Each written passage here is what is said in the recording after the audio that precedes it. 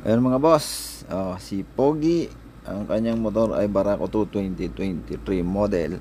So kakabitan natin yan ng Pitch Bike Programmable CDI para walang limit yung kanyang takbo.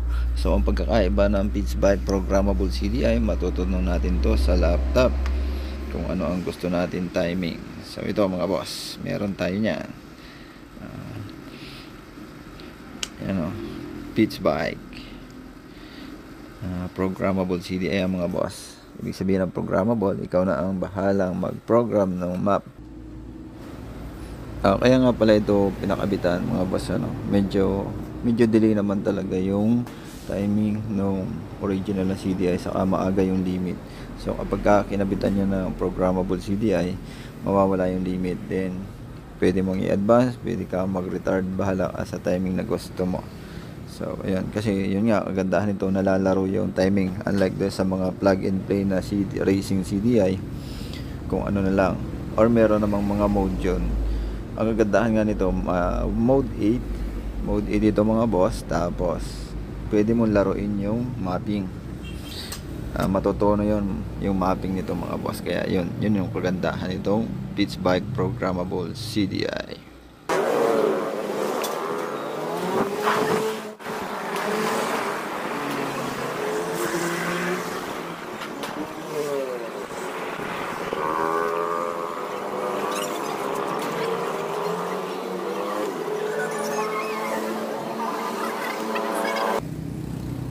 And ayun, kung makikita nyo mga boss, kinakabit na natin yung kanyang mode selector.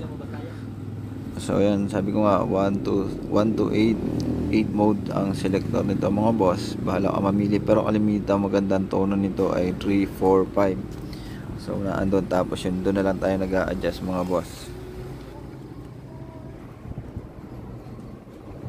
At sabi ko nga kanina, ito yung selector nya, 8 mode. So pipindutin nyo lang yung mode na yan at pipiliin nyo kung anong desired nyo timing. So 1 to 8 yan mga boss. Yan, dyan lang kayo pipindot sa button, mode button, then masiselect nyo na kung alin ang gusto nyo.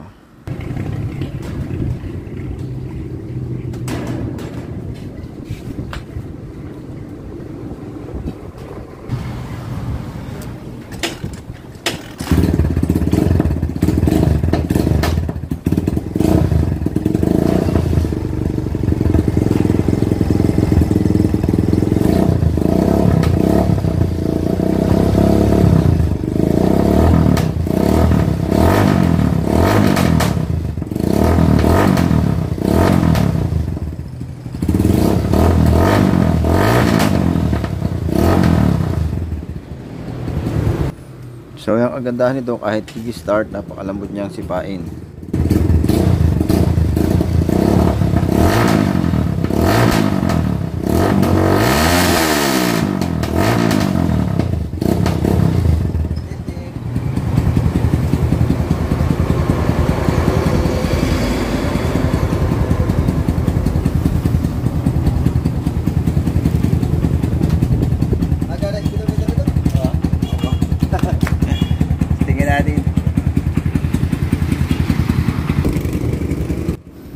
So ang kombinasyon ng sprocket nito mga boss, 1244. Kasi yun nga, habal-habal to, pero patatakboy natin lang sagad-sagad.